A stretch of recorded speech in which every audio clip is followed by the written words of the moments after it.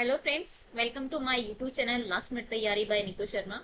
और आज जो हम टॉपिक यहाँ पर डिस्कस करने जा रहे हैं वो हमारा साइकोलॉजी का टॉपिक है, विच इज ह्यूमन मेमोरी।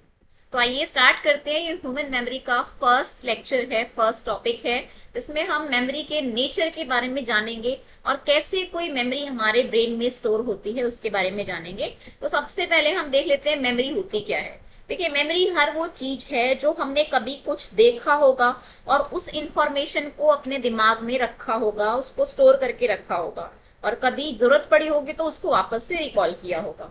जरूरत कभी भी पड़ सकती है। फॉर एग्जाम्पल, हमने कभी कोई ABCD सीखे थे, लेकिन वो अभी भी हमें याद है। वो हमने अपने स्कूल टाइम पर सीखे थे, या हमने प्लस माइनस ये चीजें सीखी थी, तो वो हमें अभी भी याद है। ठीक है। तो मेमोरी की अगर हम डेफिनेशन कहें या मेमोरी क्या है वो कहें, तो it refers to retaining. Retain मतलब अपने अंदर रखना, समाना, अपने दिमाग में रखना, और उस इंफॉर्मेशन को वापस से याद करना, रिकॉल करना, जब हमें उसकी जरूरत हो किसी दूसरे टास्क को परफॉर्म करने में। सो यहाँ पर जो डेफिनेशन दी हुई है इसको देखें।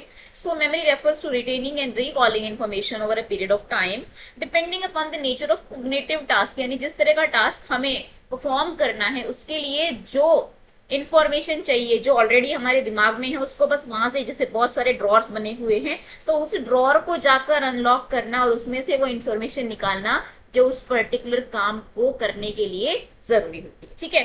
अब अलग अलग तरह की मेमोरी होती है जो कि हम नेक्स्ट उसमें पढ़ेंगे अपने लेक्चर में।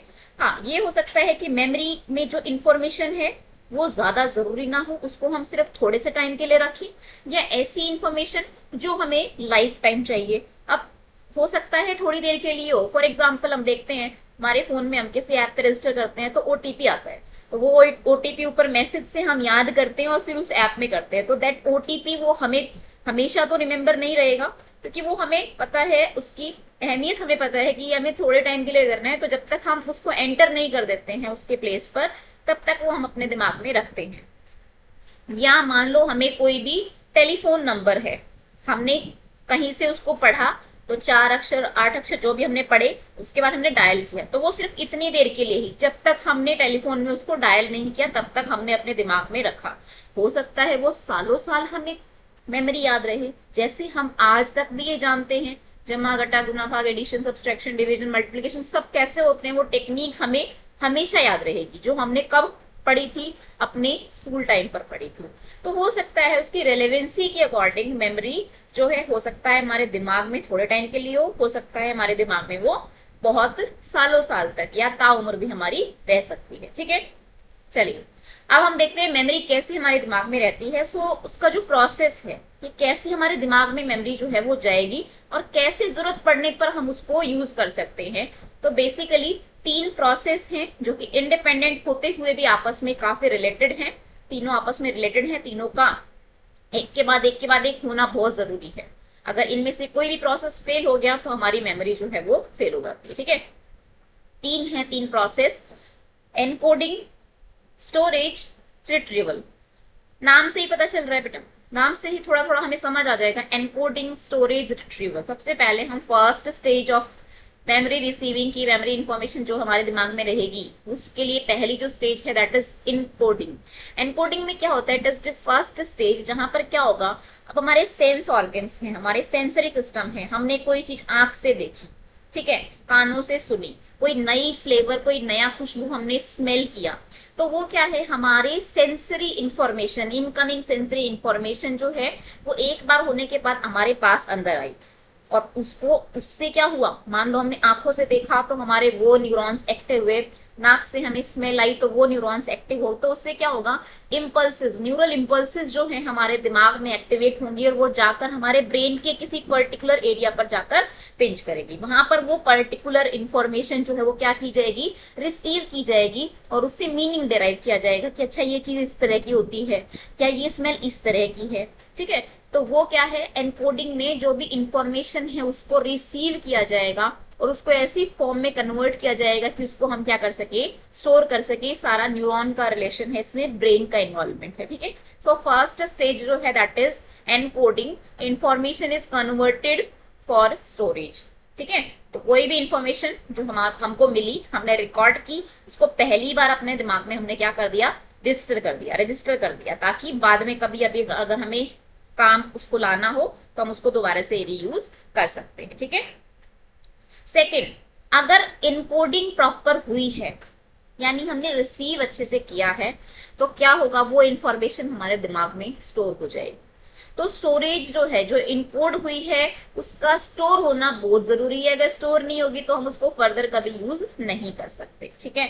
तो इनकोड करना मतलब रिसीविंग, स्टोरेज मतलब उससे मेमोरी ड्राइव करके उसको कहीं अपने दिमाग में स्टोर करना, रिटेन करना। ठीक है। So it is that all the processes जिसमें इंफॉर्मेशन को रिटेन किया जाएगा और उसको लंबे समय तक हमारे दिमाग में ही रखा जाएगा। ठीक है। फिर आता है अपना रिट्रीवल, लास्ट थर्ड है, third and final stage retrieval, जो बहुत इंपॉर्टेंट है, क्योंकि ये ही वो चीज है, यही वो प्रोसेस है जिससे हमारे दिमाग में जो कुछ है उसको हमने अगर यूज करना है, कोई हमें क्वेश्चन दिया है, कोई सवाल दिया है, कोई टेक्निक से हमें पुरानी किसी चीज से हमें सॉल्व करना है, जो हमें आती है, जो स्किल हमें आती है, ठीक है, अगर उससे हमें सॉल्व करना है तो हमें उस पर्टिकुलर स्टोर्ड इंफॉर्मेशन को अपनी फिलहाल अवेयरनेस में लाना जरूरी है कि हाँ ये चीज ऐसे ऐसे सॉल्व होती है, तो ये इसका तरीका है, वो हमारे दिमाग में है, लेकिन उसको एक्सेस करना बहुत जरूरी है। सो रिट्रीवल मतलब उसको एक्सेस करना, कि जो भी हमने दिमाग में स्टोर किया है उसको वापस लाकर यूज करना। ठीक है। अब मेमोरी फेल कब होगी, हो सकता है कि हमने रिसीव ढंग से ना किया हो, यानी एनकोडिंग अच्छे से ना हुई हो। अब अगर एनकोडिंग अच्छे से नहीं होगी तो स्टोरेज नहीं होगी, और स्टोरेज नहीं होगी तो रिट्रीवल नहीं होगी। So if any of these processes fail then the memory will also fail. यहाँ पर जो लाइन लिखी हुई है, if any of these processes fail memory will fail, यानी तीनों ना इंडिपेंडेंट हैं, अलग अलग हैं, लेकिन एक दूसरे से बहुत रिलेटेड है। एनकोडिंग होगी तभी स्टोरेज होगी, स्टोरेज प्रॉपर होगी तभी उसको हम इंफॉर्मेशन को एक्सेस कर पाएंगे, उसको रिट्रीव कर पाएंगे। ठीक है। कोई भी पर्टिकुलर इनमें से एक भी स्टेज अगर वीक रह गई तो we will not be able to access that information, access that memory. अब यहाँ पर एक इंटरेस्टिंग सा एग्जाम्पल दिया हुआ है जिसके बेस पर हम इसको समझ सकते हैं। फॉर एग्जाम्पल, यहाँ पर एक लड़का दिखा हुआ है, वो एक लड़की से मिला रास्ते में, उसका नाम पता चला, तो ये हो गई इन्फॉर्मेशन। लड़की को देखा, रिसीव की इन्फॉर्मेशन, उसका नाम पता चला, ये क्या हुआ बेटा, इन्फॉर्मेशन को इंटीग्रेट करना, एनकोड करना अपने मेमोरी सिस्टम के अंदर। फिर उसको क्या करना है, स्टोर करना है। स्टोर करना है तो वो जो नाम एक बार हमने सुना उसको हमने थोड़ा सा बार बार रिपीट करना होगा। So that person will say her name over and over, ताकि वो उसके दिमाग में स्टिक हो जाए। और फिर वापस एक्सेस का क्या करना है, घर आने के बाद फिर उसको फेसबुक स्नैपचैट पर सर्च करना है अगर उसका नाम, तो क्या करना पड़ेगा, दोबारा उस नाम को रिकॉल करना पड़ेगा, तभी तो सर्च होगा ना। जैसे हम कोई वर्ड सुन के आते हैं, कोई ऐसा वर्ड जिसका हमें मीनिंग नहीं पता होता, वो वर्ड सुन के आते हैं, लेकिन हम रास्ते भर थोड़ा सा दिमाग में तो रखते हैं ना, ये वर्ड हमें घर जाकर सर्च करना है, तो हमने रिसीव किया वो कहीं से भी, उसके बाद हमने उसको अपने दिमाग में स्टोर रखा, क्योंकि स्टोर अगर रहा होगा तभी हम उसको रिट्रीव कर पाएंगे। कई बार वो वर्ड याद ही नहीं आता, यानी उसकी स्टोरेज नहीं हुई। सो एनकोड होना, स्टोरेज होना, उसके बाद ही क्या हो सकता है, रिट्रीवल हो सकता है। सो ये है मेमोरी के प्रोसेसेस। इस लेक्चर में हम इतना ही पढ़ेंगे। नेक्स्ट लेक्चर में हम इंफॉर्मेशन प्रोसेसिंग सिस्टम, यानी मेमोरी क्या है, उसके अलग अलग टाइप कैसे हैं, कैसे स्टोर की जाती है, वो सब पढ़ेंगे। हम स्टेज मॉडल पढ़ेंगे मेमोरी का। और आज के टॉपिक में हमने इतना ही पढ़ा, जो कि काफी इंपॉर्टेंट भी है, ऑल्दो सिंपल है बट इंपॉर्टेंट है। 3 different steps with the help of 1 example. तो hope you will like the video. अगर आपको वीडियो पसंद आई है तो चैनल को जरूर सब्सक्राइब कीजिए। Thank you so much.